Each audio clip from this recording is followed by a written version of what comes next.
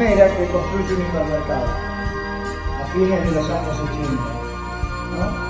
La cadena de hipermercados Tigre tiene un proceso de expansión inmenso, con el auge de los shopping, los hipermercados, de los finales de los 80 en adelante, y se hace cargo del local central de la cooperativa El Hogar Obrero, cadena de supermercados Supercop, que acá trabajábamos varios de nosotros, allá hay compañeros, y bueno, y otros dos compañeros que no están, yo trabajaba acá, trabajábamos juntos, que fue vaciada esa cooperativa y hubo una lucha de 3 meses que ocupamos el establecimiento y la cadena de hipermercados Tigre se hace cargo del lugar y nos reconoce como empleados toda la antigüedad y nos toma como trabajadores.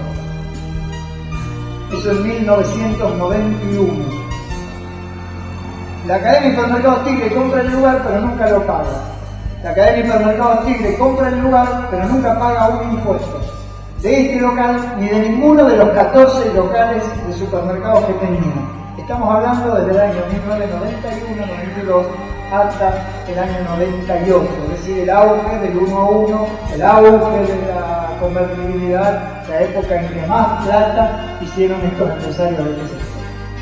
Siendo que era un empresario además muy cercano al poder político, al gobernador Reutemann, muy cercano al presidente Carlos Menem y al obispado de Rosario.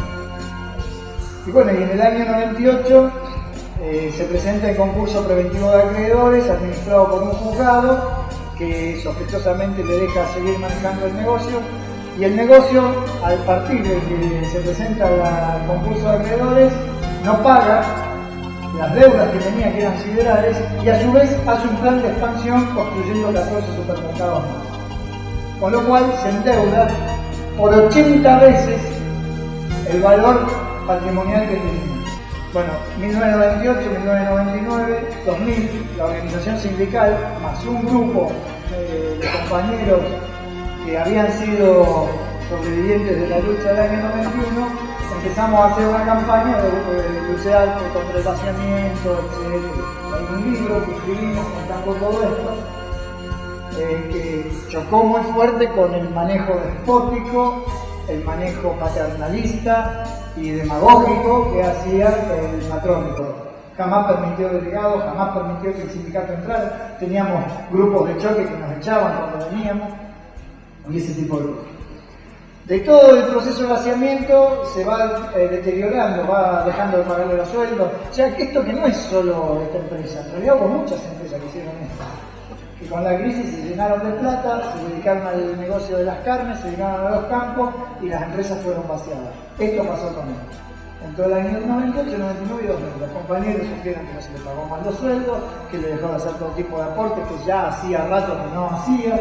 Dejó todo ese tipo de situaciones que se vivieron, por el cual los 500, 600 trabajadores que tenía la empresa quedaron apenas 150 en este local, que este local nadie lo quería, porque estaba tan endeudado, tan lleno de líos financieros, hipotecas no pagadas, etc., que entonces quedó a la deriva el lugar con los compañeros mayorcitos, digamos, ¿no? Que era muy difícil que se reinsertaran. Entonces, en junio del 2001,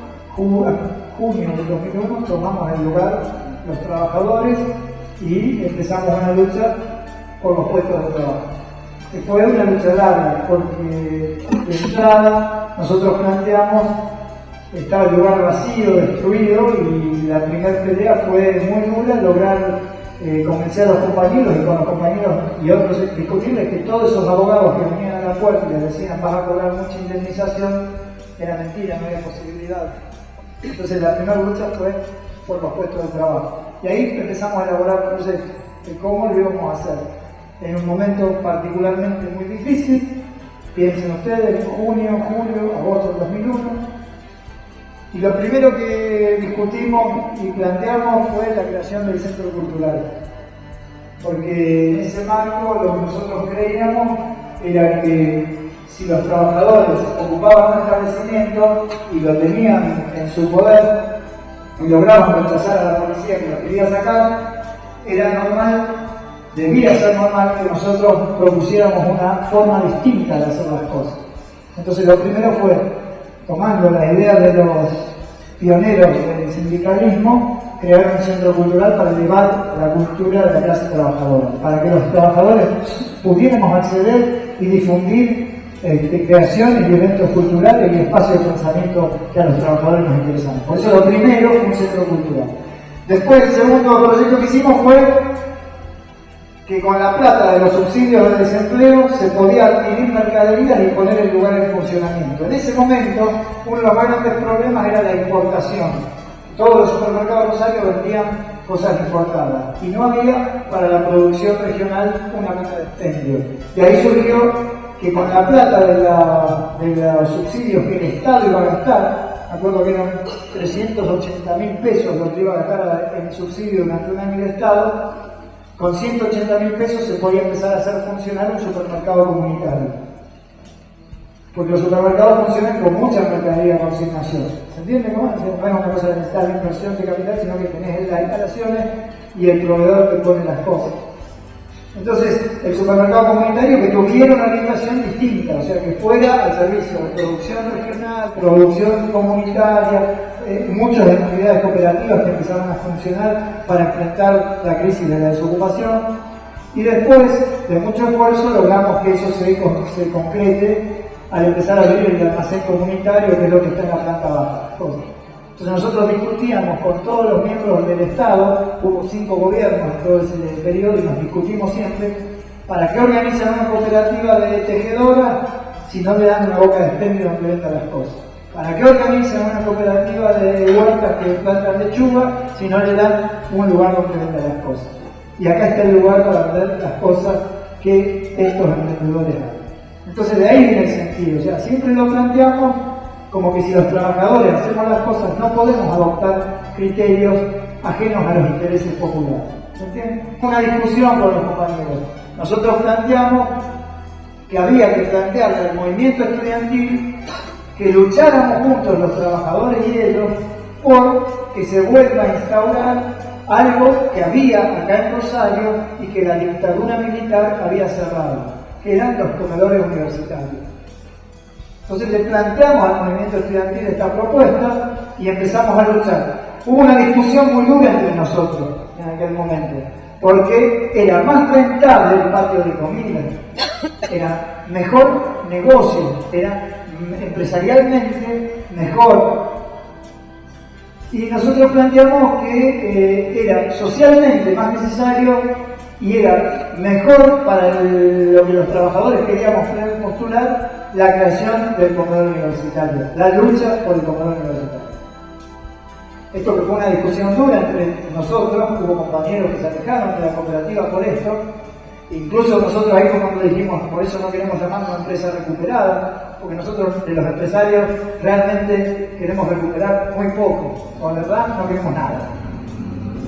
Sí queremos que los trabajadores pongan a andar el establecimiento, sí queremos que los trabajadores lo hagan con la mayor eficiencia posible. Pero eso no tiene nada que ver con los criterios empresarios, eso no tiene nada que ver. Entonces se peleó hasta en agosto del 2003, se crea el comedor universitario.